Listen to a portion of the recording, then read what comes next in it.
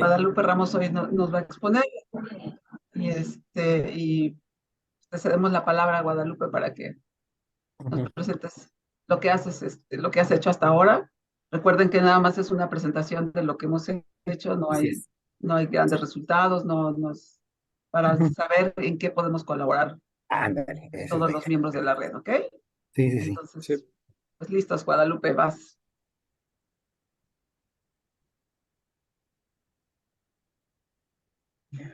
Bueno, pues muchas gracias. Pues gracias por estar aquí. Me toca dar esta presentación.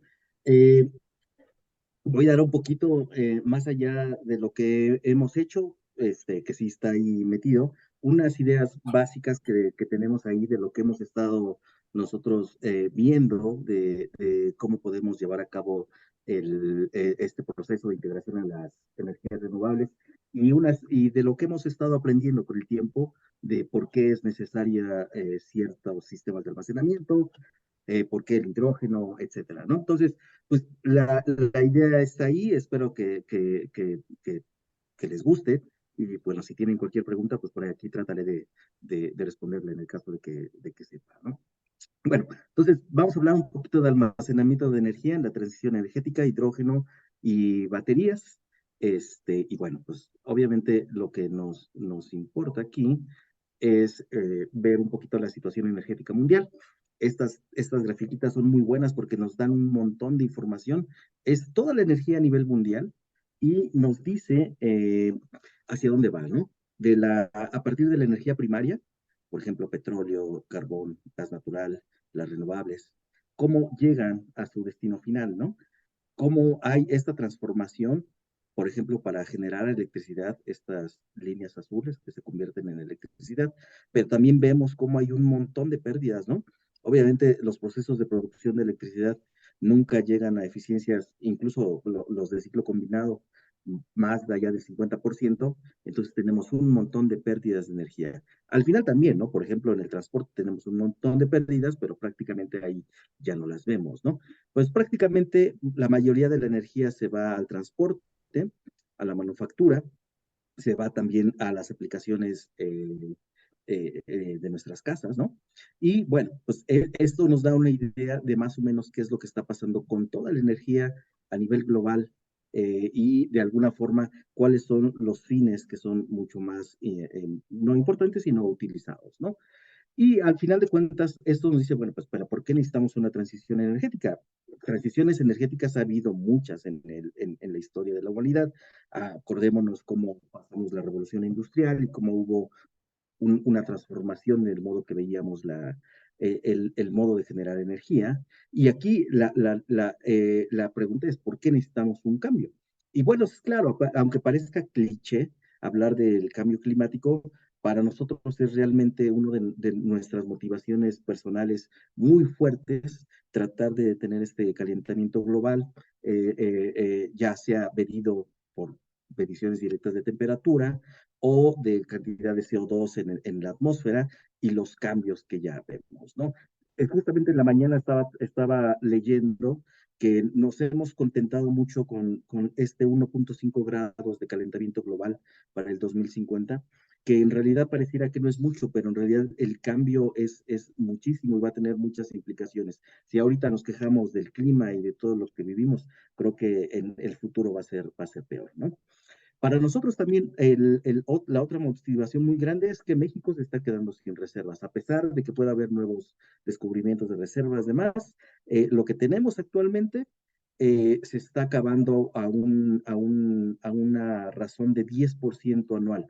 Eso significa que tendríamos 10 años para acabarnos todo el petróleo y después ya no tendríamos, ¿no? Obviamente podríamos comprar más y demás, ¿no? Pero del que existe actualmente reservas probadas, está muy bajo, ¿no?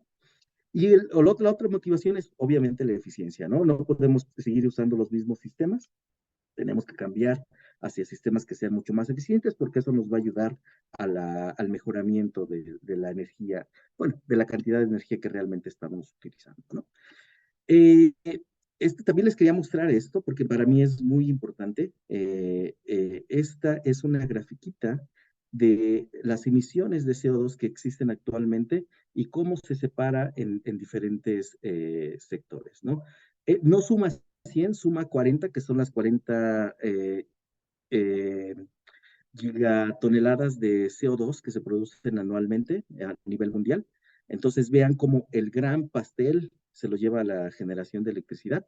Hay otros, ¿no? Como la industria del cemento, de industrias pesadas, agricultura, transportación, transporte de mercancías, residencial, pero prácticamente la gran parte es la generación de electricidad, ¿no? Entonces, si quisiéramos llegar a la disminución del 50% para el 2030, pues podríamos decir, bueno, pues hay que cortar a la mitad cada uno de ellos. Pues, y en realidad, pues se podría, pero en realidad es imposible. Por ejemplo, pensar en transporte, tanto de mercancías como de pasajeros, pues no va a ser posible porque, por ejemplo, los vehículos eléctricos no van a ser una gran cantidad para el 2030, ¿no? Los vehículos de hidrógeno también se espera que apenas por el 2030 empiecen a despegar, entonces probablemente estos no van a despegar, ¿no? Aquí hay un estudio que hicieron estas personas por acá, en el que decían qué es lo que podemos hacer con esto, ¿no? Lo que sí es probable, ¿no? El uso residencial probablemente disminuya, estos probablemente no disminuyan tanto, aunque puede ser que disminuyan, pero el que debería disminuir mucho más es la generación de electricidad. ¿Por qué? Porque existe la tecnología, tenemos renovables y demás, y parece ser que podría ser un hecho que disminuir la generación de CO2 mediante energías renovables es posible. Bueno, esa es la idea, ¿no? Si quisiéramos llegar al 50%, tendríamos que pasar de 12 a 3. Es como disminuir 4 veces la generación de energía por los ciclos combinados y pasar algún otro método, ¿no? Bueno, esto también es bien reciente, que a veces nosotros pensamos qué es lo que va a ocurrir o qué es lo que tenemos que hacer para lograr un cambio efectivo en el cambio climático, ¿no? Y decimos, bueno, pues hay que usar energías renovables, hay que usar, por ejemplo, comer mejor, ¿no? Que es una de las de las grandes ideas que hay por ahí, usar secuestro de carbono o, por ejemplo, utilizar biocombustibles que está por acá, ¿no? Entonces, todas estas acciones tienen una contribución potencial a la disminución de emisiones. Y prácticamente uno de las grandes apuestas es que sí, la solar y la eólica son las aplicaciones que deberían tener un impacto muy grande en el cambio, en la transición energética. Pero otras también, ¿no? Por ejemplo, la conversión de los ecosistemas naturales es una de las partes que podría también tener una gran influencia.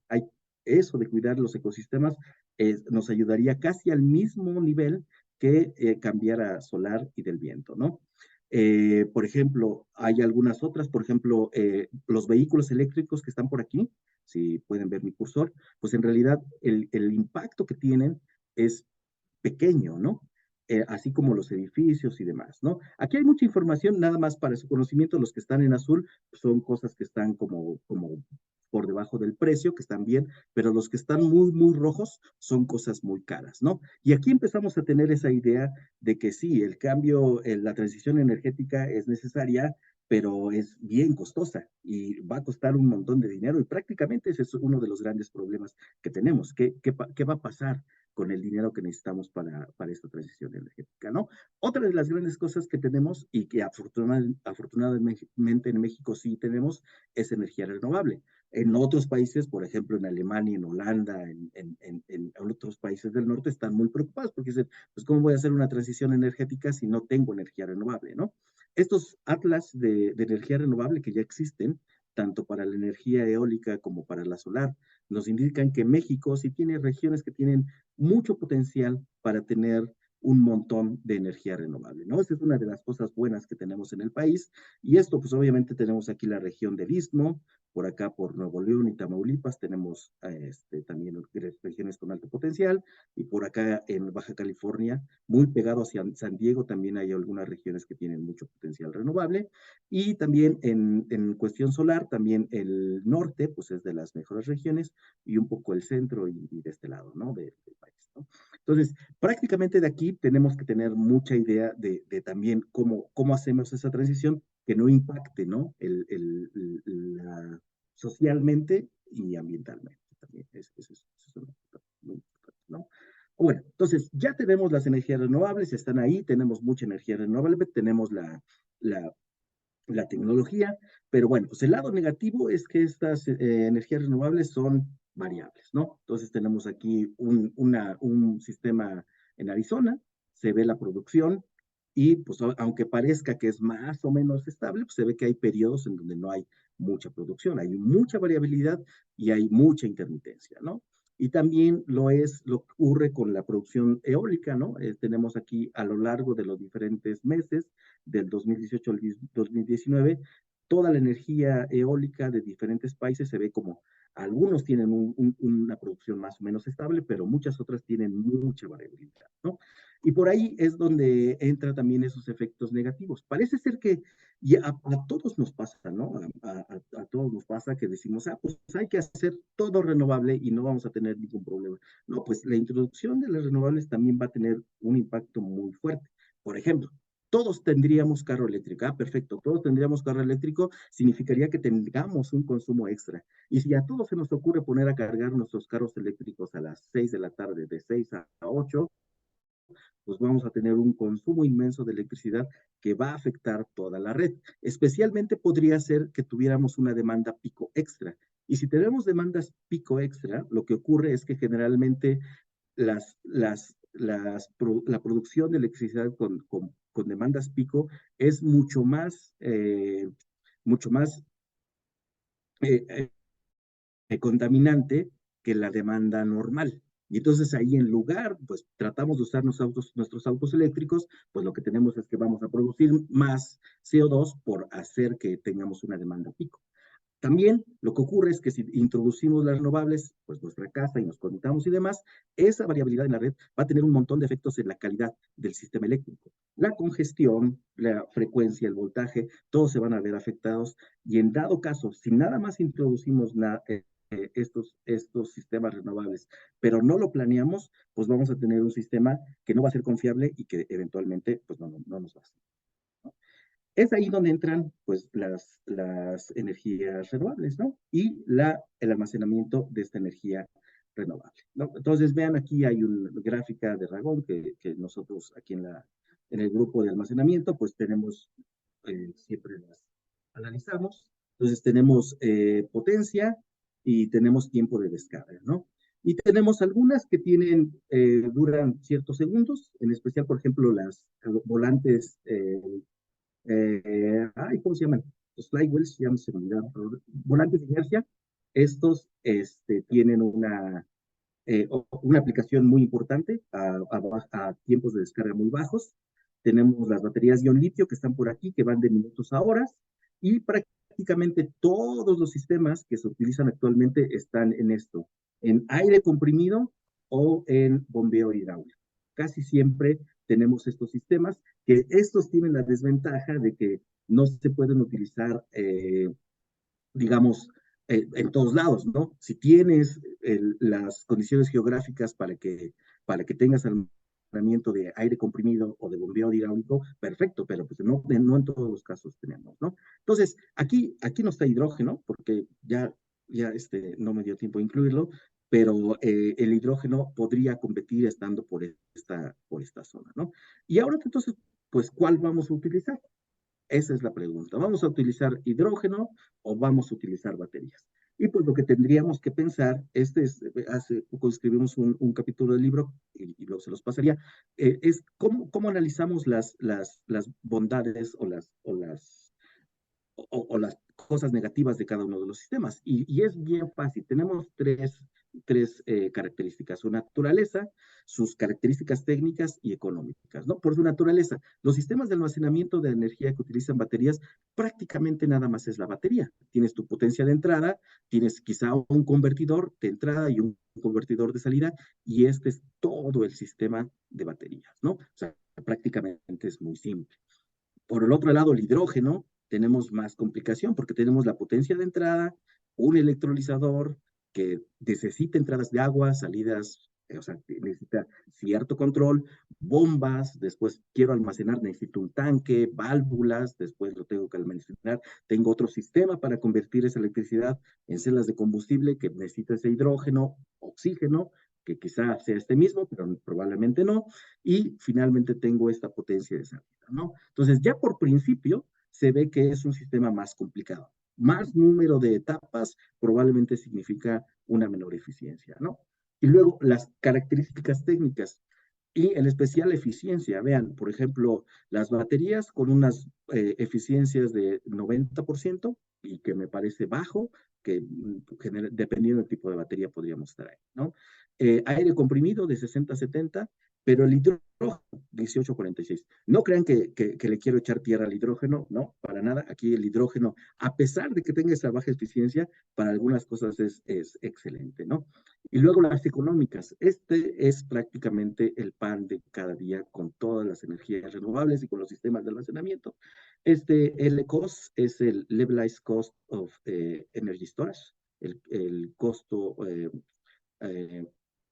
eh, equilibrado de almacenamiento de energía, y tiene muchas cosas. Tiene la inversión, el CAPEX, tiene la operación, tiene impuestos, tiene la energía, tiene costos de reparación y de mantenimiento, y la energía que te da, ¿no?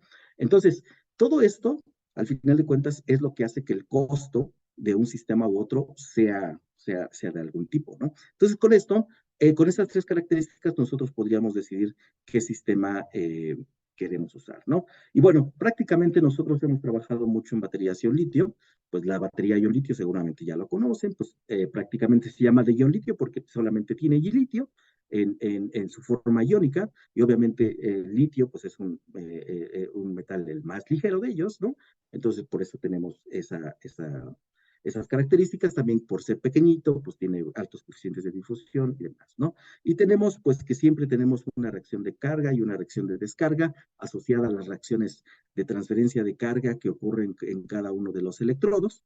Y pues tenemos un electrodo negativo que probablemente funciona por un mecanismo de intercalación. Prácticamente el ion entra y sale de su estructura asociado a una reacción redox, y en el cátodo también, ¿no? Esa diferencia de potencial entre los materiales pues nos va a dar la capacidad de realizar algún trabajo, y con el proceso de carga y descarga. Prácticamente muy simple. La gente dice que son baterías rocking chair, o sea, de estas mecedoras, donde se va de un lado para otro, y el ion litio prácticamente nada más va de un lado a otro. Bastante simple, bastante sencillo, pero en realidad es mucho más complicado de lo que parece, ¿no? Y bueno, ¿esto qué implica, no? Las baterías, y nosotros siempre lo mencionamos porque es importante, si queremos usar baterías para almacenar energía renovable, pues tenemos que hacer un montón porque tenemos que disminuir los costos. Estos costos es el porcentaje de cada uno de los componentes al costo total de la batería, en cuestión de materiales, ¿no? Entonces tenemos cátodo, separador y ánodo, que prácticamente son ánodo. Cátodo, separador, electrolito y ánodo. Todo esto es lo que hace más caro el sistema. Entonces, trabajando en tener mejores o materiales alternativos, podríamos mejorar estos costos. El costo también va a depender de la batería, va a depender de la instalación. Si estás en China, en Corea, en Japón, en Estados Unidos o en México, vas a tener otros costos que también van a estar asociados y te van a dar un precio final de las baterías, ¿no? Entonces aquí los materiales es una componente importante, pero también el equipo, la energía, la mano de obra, mantenimiento, demás, van a tener diferentes implicaciones, y que, bueno, de alguna forma México como que es una parte importante y podrías entrar en el mix, ¿no? Ahora con lo de Tesla también se nota ahí que es importante la participación de México, especialmente para el mercado americano, ¿no? Y el mercado en realidad va a crecer mucho más, porque hasta ahora nosotros hablamos de baterías solamente para teléfonos celulares, laptops, herramientas, demás, pero todo esta otra parte va a crecer muchísimo, especialmente el almacenamiento de energía. Y pues los coches también están por acá. Todo esto va a crecer muchísimo, de tal forma que se espera este tipo de crecimiento. Este es el crecimiento del mercado de vehículos eléctricos, entonces estamos como en 30 en el 2021 y se espera que llegue como a 270, más de 10 veces, ¿no? Bueno, no más de 10, sino casi 10 veces el mercado, y esto está en billones de dólares. O sea, veámoslo que aparte de ser un buen, aparte de tener una ventaja porque estamos haciendo coches eléctricos y a pesar de eso, pues en realidad se ve que esto más bien es un mercado, es una oportunidad de negocios muy, muy grande. No podemos decir que no nos gustan los carros eléctricos, pero al final de cuentas el negocio está ahí y podemos ignorarlo o acoplarnos a a lo que está ocurriendo, ¿no? Otros tipos de aplicaciones, por ejemplo, aplicaciones comerciales, almacenamiento estacionario, electrónicos, autobuses, demás. Este también se espera un crecimiento muy alto al 2030, especialmente en los vehículos de pasajeros y en los comerciales, ¿no? Pero todos los demás también se espera un crecimiento muy, muy grande del mercado, ¿no? Ahora, ¿qué es lo que podemos hacer para mejorar las baterías?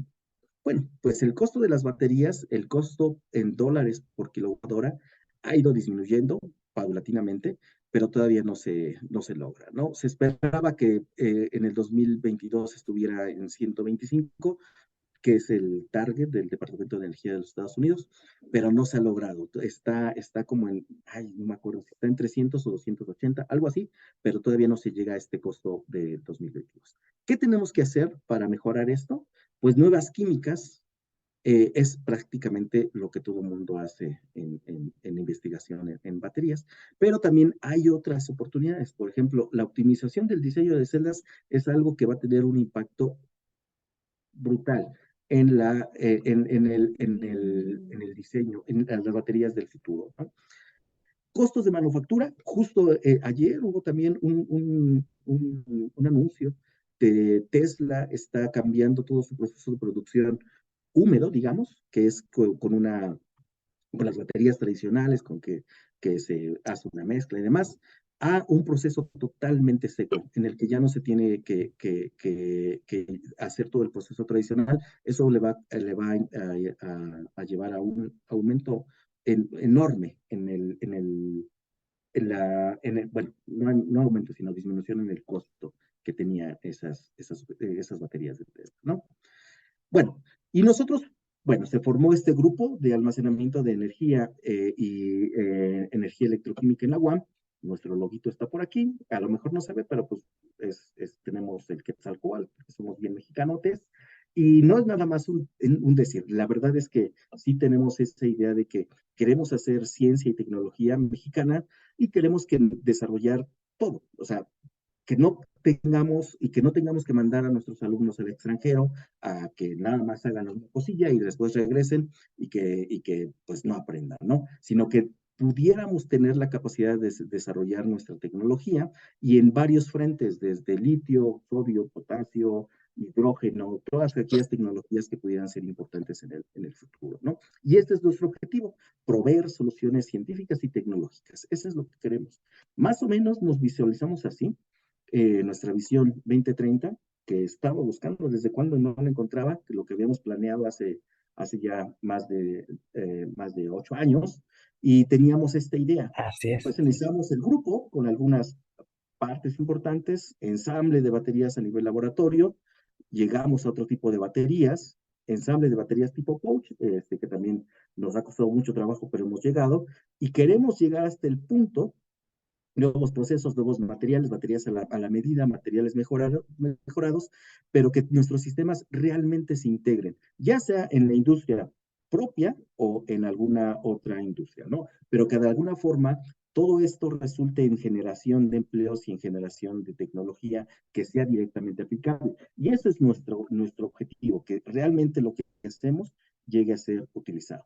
Nada más para mostrar un poquito qué es lo que hemos hecho. En materiales catódicos hemos avanzado un montón. Me estaba reflexionando la otra vez y de no saber nada de baterías, y bueno, con la ayuda del grupo de teórica, de ahí también de la UAM, hemos podido llegar a diseñar algunos materiales y entender qué es lo que está pasando. Hemos podido mejorar la estabilidad de algunos materiales mediante la formación de algunos compuestos, y unos novedosos también recientemente hemos podido pasar de una durabilidad muy baja a una muy buena estabilidad de los compuestos catódicos. La otra parte que también hemos mejorado un montón, bueno, pero aquí todavía falta, ¿no? Ahí tenemos un montón de campo de mejora, de la gente que sabe síntesis, de la gente que sabe caracterizar, y a la gente que tiene buenas ideas para hacer nuevos procesos. Aquí todavía hay un montón de espacio para hacer mejoras, que es una de las partes que queremos hacer en este tiempo. La fabricación también es súper importante y a veces nos critican que, pero ¿por qué quieren fabricar si Tesla va a fabricar? Bueno, pues porque queremos que nuestros alumnos tengan las capacidades para que después se puedan integrar en la industria, que a veces es bien complicado. En el extranjero es bien fácil. Ellos prácticamente salen del doctorado y tienen ofertas en la industria y que ganan muy bien. Y aquí en México no. ¿Y qué es lo que está pasando? Pues que está pasando que estamos preparando a nuestros alumnos para otras cosas que no necesita la industria.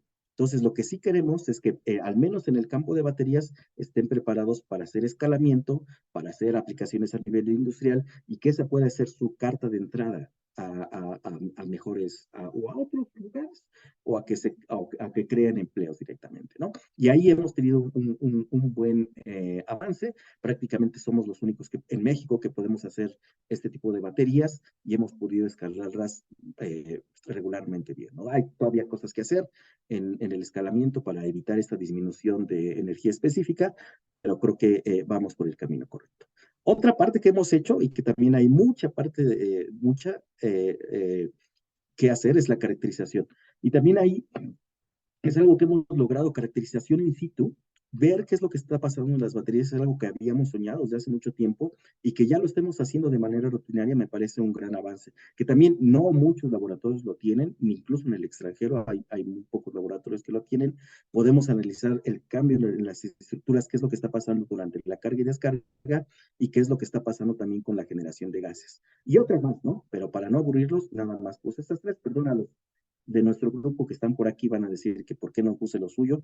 No es mala onda, nada más es para dar un ejemplo de lo que hemos hecho, ¿no? Entonces, hay mucho campo todavía por hacer por baterías, y se espera que haya o sea, muchas oportunidades en este campo, especialmente si queremos utilizar energías renovables, y ya al final vamos a ver un poquito más de eso. Ahora, pasando a la parte de hidrógeno, hay también muchas oportunidades. Lo primero es que hay muchas formas de producir hidrógeno. Está el hidrógeno fósil, y que tiene unos costos bastante bajos de producción, pero pues también produce CO2, ¿no? Esa es la gran desventaja, produce CO2, y tiene la gran ventaja que es una tecnología bien madura, o sea, prácticamente se sabe bien cómo hacerlo y se sabe controlar perfectamente, y se utiliza actualmente, ¿no? Obviamente el problema es que genera CO2. Si nosotros, si nosotros incluimos captura de carbón, pues evitamos este CO2, pero el proceso aumenta un montón, el costo aumenta un montón, y bueno, prácticamente aunque esta producción fósil es posible, se está tratando de eliminar totalmente, ¿no? La otra, pues obviamente es el proceso de electrólisis. Electrólisis es conocidísimo desde hace más de 100 años, y pues es un proceso que ya existe, ¿no? Entonces, tenemos tres sistemas: alcalino, PEM y de óxidos sólidos. Prácticamente el sistema más maduro es el alcalino. Utiliza un electrolito corrosivo, es inestable, y más o menos a 70 grados ya no se puede usar. El sistema alcalino es el más utilizado.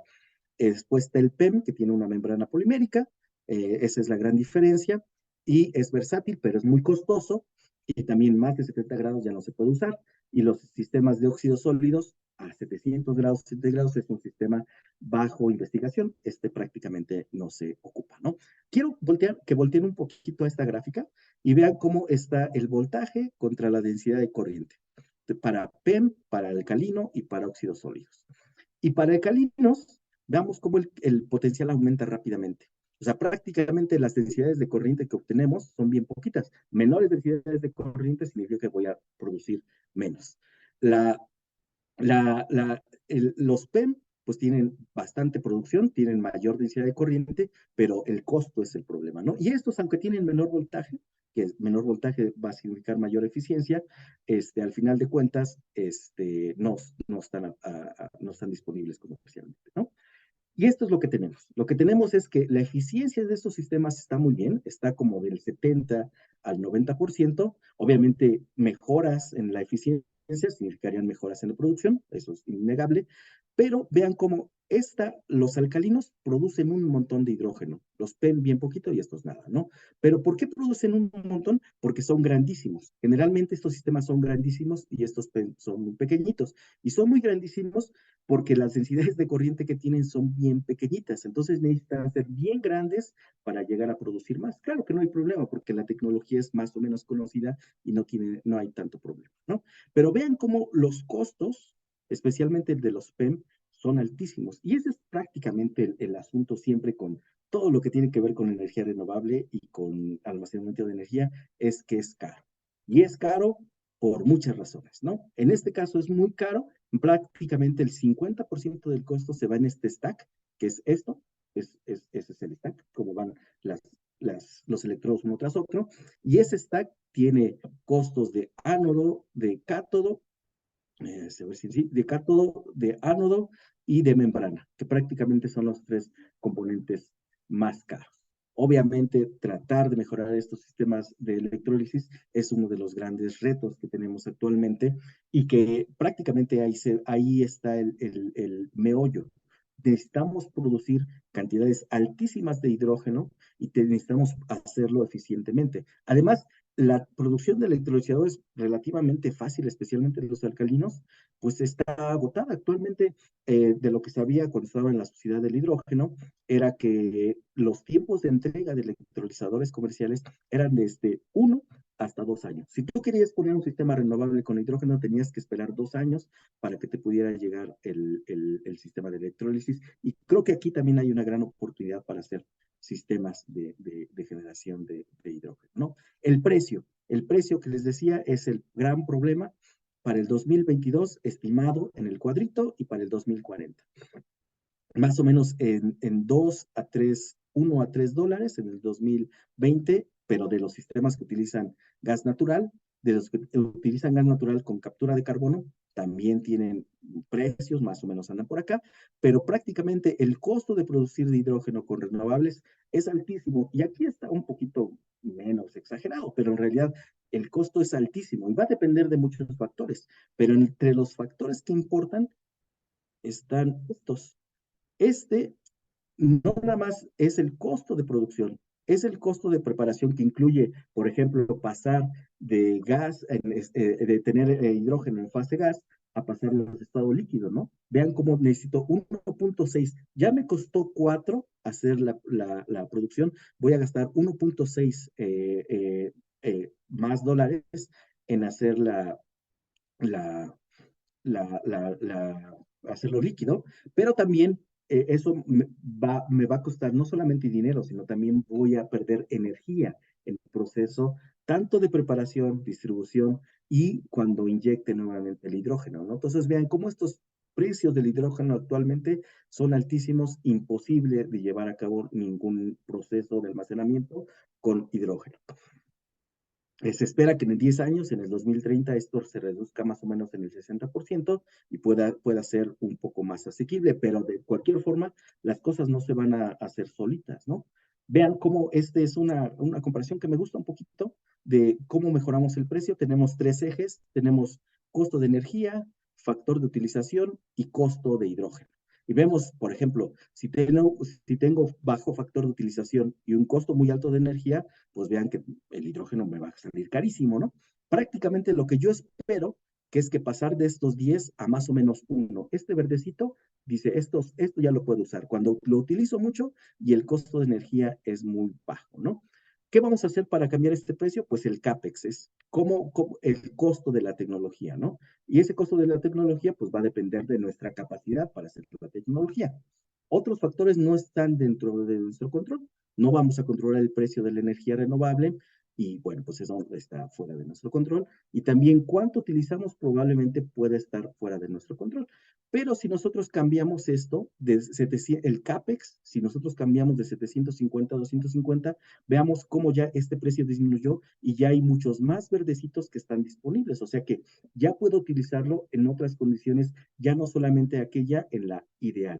Y cómo el precio de todo el sistema y la producción de hidrógeno baja un montón. Y prácticamente ahí está la gran oportunidad para nosotros como investigadores, es desarrollar sistemas de producción de hidrógeno que realmente sean capaces de disminuir ese costo, ¿no? Creo que ya estoy llegando al tiempo. Greg, ¿sí estoy bien o ya me tardé mucho? Más bien, más bien. Vas bien, tienes tiempo. Ok, porque todavía me faltaba algo, pero bueno, voy a quedarme un poquito en esta diapositiva porque también es bien importante. Tenemos los diferentes usos de almacenamiento de energía. Vean, este es Energy Arbitrage, que prácticamente significa comprar energía barata y venderla cara, ¿no?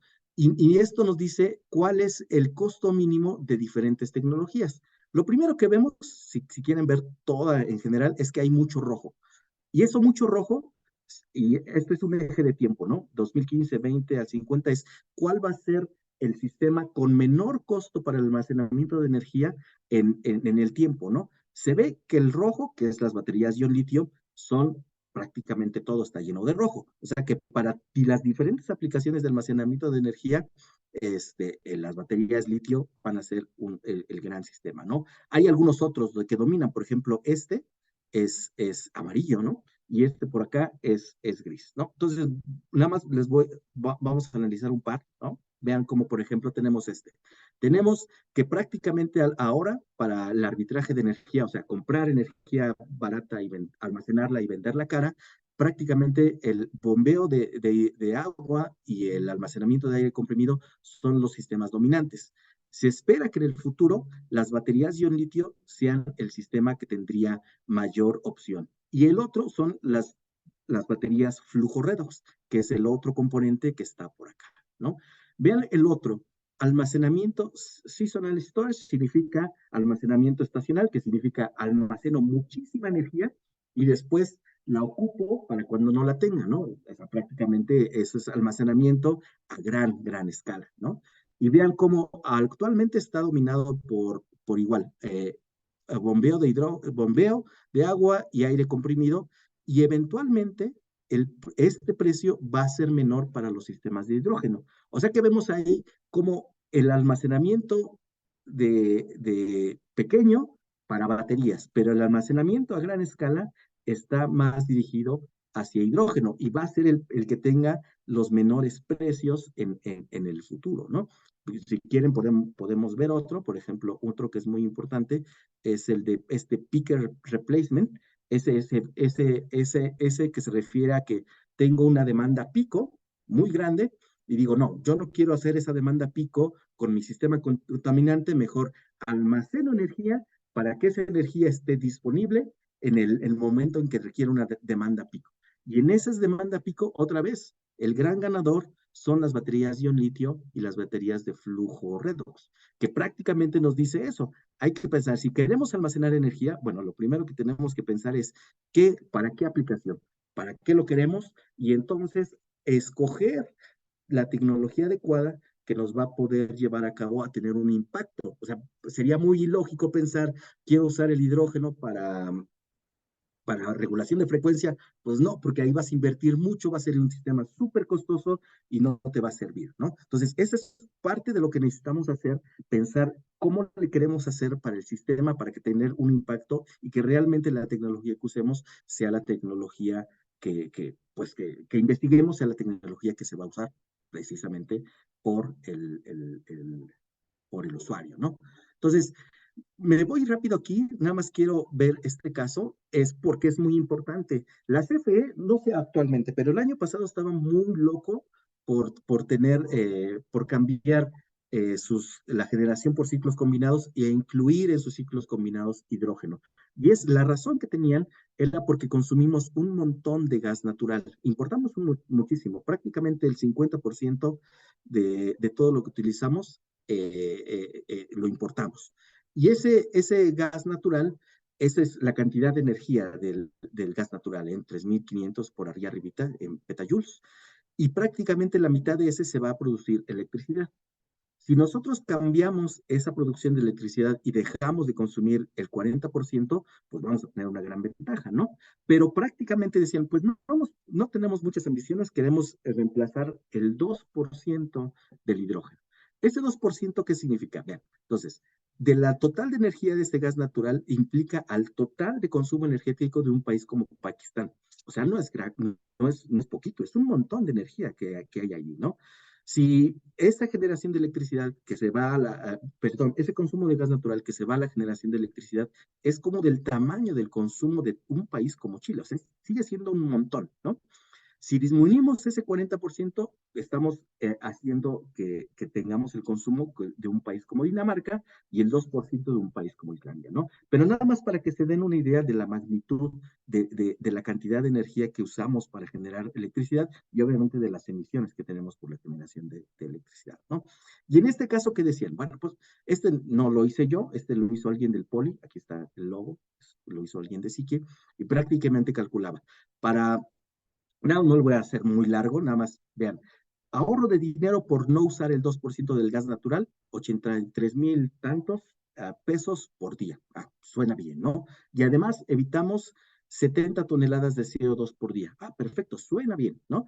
Pero el costo para generar hidrógeno, bueno, el costo, la energía necesaria es esta cantidad, el costo de la energía eólica, poniendo que es eólico, sería y entonces el costo para generar esa electricidad es 123,000. O sea, ahorras un poco por no usar gas natural, pero estás gastando más para la producción de hidrógeno. Entonces, se gastan 39,000 pesos más al día para implementar esto. Esto es en una pequeña turbina de CFE, pero se evitan 70 toneladas de CO2. Ahí uno se pregunta, bueno, ¿qué es lo que conviene? ¿Nos conviene gastar más, pero contaminar menos? Pues obviamente esas preguntas son difíciles de responder. No nos toca a lo mejor a nosotros, le toca a alguien que haga las políticas del Estado y les toca a alguien que pudiera decidir si esto vale la pena, ¿no? Siguen pensando en eso. Yo creo que es una muy mala idea porque estás usando una energía bien cara, o estás usando energías renovables, después lo estás transformando, hidrógeno es un producto súper valioso, y después, pues nada más lo quemas. Pues yo pienso que esta podría ser una aplicación que no tendría mucho sentido, ¿no? En el caso de la electromovilidad, los carros eléctricos contra los carros de hidrógeno, pues obviamente ahí se llevan de la mano, pues existen ambos, ¿no? Pero tienen ciertas ventajas. Estos carros eléctricos, si nosotros utilizamos eléctricos, son ideales para vehículos ligeros, distancias cortas y uso privado. Esto va a crecer porque va a crecer, no hay ninguna forma de que un auto de hidrógeno compita con un carro eléctrico en esas condiciones de uso, digamos, normal, ¿no? Por cualquier ciudadano. Pero si nosotros ya pensamos en vehículos pesados y de carga y de usos intensivos, entonces los carros de hidrógeno empiezan a tener mucho más sentido. Y es ahí donde ya vale la pena empezar a producir carros eléctricos, pero no para esta aplicación, sino para la aplicación de más alta demanda energética. Y después, lo que es importante para este caso de electromovilidad, pues ya nos hemos quedado muy atrás en varios sentidos, pero además del costo del hidrógeno, un factor que afecta mucho esos costos es cuánta demanda tienes. Si tú tienes demanda poquita, el costo va a ser enorme. Conforme vayas aumentando más la demanda, el costo va a disminuir. Eso significa que si tenemos un solo carrito en la UAM, por ejemplo, funcionando, el costo de producción de hidrógeno y lo que nos va a salir va a ser enorme. Pero si nosotros tenemos una ciudad donde tengamos taxis, trenes, transporte de mercancías, transporte urbano, transporte de pasajeros, que esté utilizándose continuamente, entonces es ahí donde va a convenir tener electromovilidad donde tengamos hidrógeno. Ese es un caso que definitivamente tiene que ser de los más utilizados, ¿no? Y el almacenamiento de energía. Sí, Guadalupe, si quieres ya ir cerrando para dar paso a unas claro. preguntas. Sí, nada más. Finalmente, pues para el almacenamiento de energía también hay un montón de aplicaciones. Ya lo veíamos allá antes en los costos, tenemos unos buenos costos para el uso de hidrógeno, pero también para las baterías. Prácticamente son los dos sistemas que están ahí súper importantes. Y nada más me voy a esta última parte, ¿no? Es cómo vamos a usar nuestros sistemas de energía. Y es prácticamente lo que tenemos que analizar. Por aquí me gané un enemiguillo por ahí por decir esto, pero espero que a ustedes no les molesta, ¿no? A alguien se le ocurrió que era buena idea utilizar, para no contaminar por el uso de quemadores para hacer la carne asada, que usaran hidrógeno, ¿no? Entonces, prácticamente la idea es, bueno, pues porque el carbono sí calienta, pero contamina, ¿no? Entonces, vamos a cambiarlo por hidrógeno. Bueno, pues, pero si haces con hidrógeno, tendrías que tener tu energía renovable, la transformas a electricidad, luego la transformas a hidrógeno y luego lo quemas para producir nuevamente calor. Obviamente, la eficiencia de ese sistema va a ser súper bajísima. Lo que es ideal es que si queremos no contaminar, probablemente la mejor opción sea solar. Calentamiento y cocina solar sea lo ideal. Entonces, la idea, esto es como mi conclusión que les quería dar, es para ver qué aplicación vamos a usar o qué uso o qué uso final le vamos a dar a la energía renovable, hay que hacer una buena idea y plantear cuáles son los beneficios sociales, económicos, técnicos, ambientales y demás. Y si alguno de esos factores se ve beneficiado, entonces es un sí definitivo para poder aprovechar esa energía renovable. Bueno, es todo lo que les quería decir. Pues muchas gracias y pues si tengo una pregunta, pues a ver si